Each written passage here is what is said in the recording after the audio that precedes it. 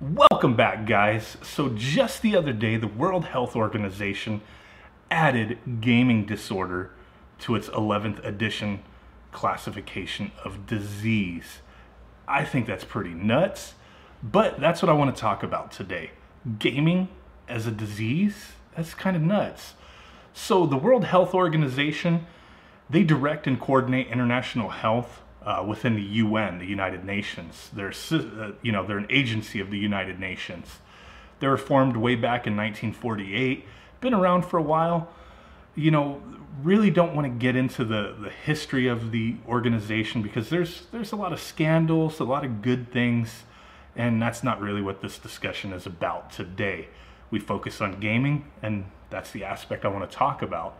So with this classification of gaming disorder as a disease, I think that may have changed some things that could affect a lot of us, medical insurance, all that kind of stuff. It's just odd to me. But with the classification of gaming disorder as a disease is pretty much just something that affects, a person, in one form or another, not a physical injury or anything. It could be an illness, mental disorders, or different things like that. So this I find odd because when you're classifying something as a disease, how do you diagnose that? How do you test for that? How do you treat for that? And it just seems like a lot of people are kind of on the fence with this classification because they're really, like I just said, how do you test or diagnose this? Gaming addiction can definitely be a problem. There's a lot of things that people can be addicted to. You could be addicted to gummy bears. You could be addicted to sex, Cheetos, gambling, gaming. It's all like a broad range of things people can be addicted to for one reason or another. And I don't think gaming is necessarily the underlying issue. There's something more to it. They're not saying, hey, if you play games for a couple hours here and there, you have a disease. That would definitely be, strange to say that. But even then, what they're really saying gaming disorder as a disease is somebody who, pretty much can't function. That's all they think about. That's all they want to do.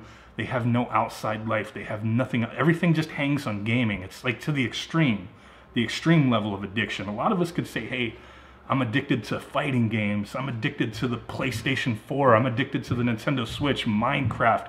Whatever the case may be, people could be addicted to many different facets of gaming, but that's not really what they're talking about. They're talking about somebody who can't function without gaming. All they do, all they think about. And it messes up the other aspects of their life. So really, I think gaming is not really the issue. There's something else more to it. With any of those other examples, being addicted to sex, gummy bears, alcohol, there's a lot of times I think an underlying issue there. This video, I'm talking about a lot of stuff that is my opinion.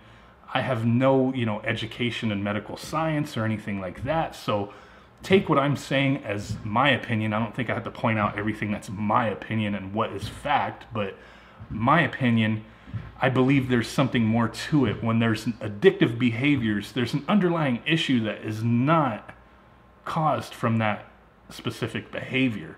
There's something that had to have happened, either developmentally, some kind of chemical imbalance that even then there's an underlying issue to that. And I just find this classification odd because now what could happen, oh, my son is addicted to gaming, I got to get him treatment. And it could just be a normal behavior. Maybe the kid just loves gaming and now the parents are going to the extreme. This kid's addicted. He's got gaming disorder. He has a disease. And now you're prescribing medication, you're getting psychiatric treatment, medical treatment, and all that costs money. Who's going to pay for that? Either you're paying for it, your insurance is paying for it, the government's paying for it, somebody's paying for it. It's not, it's not free, not in the United States, not really, don't really want to talk about the whole world and whatnot, but in the US, no, you're paying for your insurance or somebody is paying for it.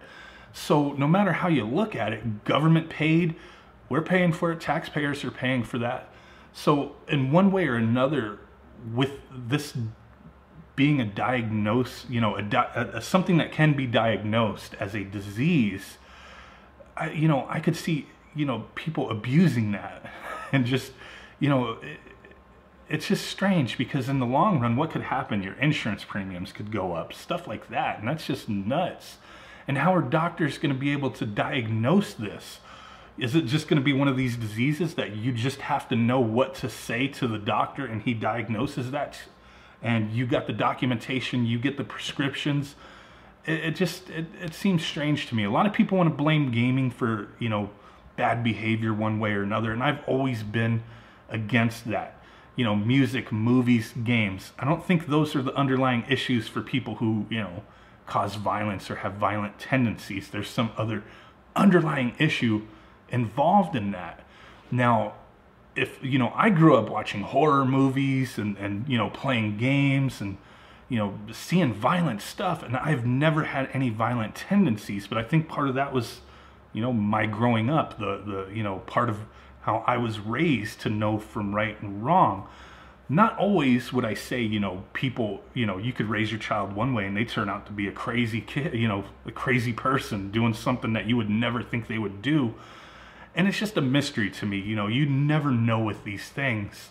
But the broader scale of a diagnosis of gaming addiction, it's just going to cause even more of a negative stigma in my eyes to the gaming community, the gaming industry in general. A lot of people are, oh my God, it's a disease. See, I told you. These kids, they've got this sickness and, it just seems strange. And if you did wind up getting diagnosed with gaming disorder, how, people know that you've been diagnosed with that. Like, now what? The perception's going to be strange. Like, oh my God, stay away from that kid. Stay away from that guy. Not necessarily just kids, could be adults too. It doesn't matter. But I think my mind is just focused more on kids because that's really where I see this becoming a huge thing where, the news and people reporting on this, that, the World Health Organization has classified gaming disorder as a disease. Now parents have something to say, you know what? It's not my fault that my kid plays games for 15 hours a day. He has a disease. Now that just, that's an extreme case, but I could see a lot of parents doing that. And now you're getting your kid put on drugs and they're, like I said, how do they treat that? How do they diagnose this? If there's no written manual, no text, no extensive studies on how to diagnose and treat somebody with gaming disorder, how do you go about treating that versus, a normal addiction that people may have? And the underlying issues that may have caused that addiction. I don't necessarily think people are born addicted to gaming. Like, that's not even in our in our brains, as an infant, as anybody. That's not in your genetics that, I could think of. Like, gaming is a fairly new thing in human history, so you're definitely not born a gamer in the sense that it's built into your DNA, that you know about it before you've even been exposed to it. You have to be exposed to something to be able to abuse it, to be able to become addicted to it, to be able to even enjoy it. You have to be exposed. You don't know about it ahead of time. So it's just one of those things that it's baffling me thinking about this and just how it can be misguided in some sense, and the stigma that this may cause for the gamers in general. It's already bad enough with a lot of the violence and crazy things that have gone out there over the years, school violence, just anything in general. And, the media wanting to point the finger at, music, video games, movies. And a lot of times it's video games they point the finger at. I know, there's been a lot of studies and stuff like that, and I'm not really, educated on those things. I've read a lot of stuff, but I'm not preaching about anything like that. But I just, my own personal feeling is, just because you're exposed to something doesn't make you a violent person. You play Call of Duty, you play any of these crazy games, I grew up playing Mortal Kombat in the arcade. I never ripped somebody's head off. So it's just something that I'm really scared that is going to continue putting negative, eyes on the gaming community as a whole. And I felt like, over the past few years, things have gotten better with that, with that stigma, with that, that viewpoint anyway. The argument that gaming is, games aren't art, and, games just, make kids violent. Like, I haven't really seen a lot of that as of late. I thought we were kind of gaining ground with that, with the acceptance of gaming as an art form as a whole, as something that you can enjoy just like watching a movie or listening to any kind of music.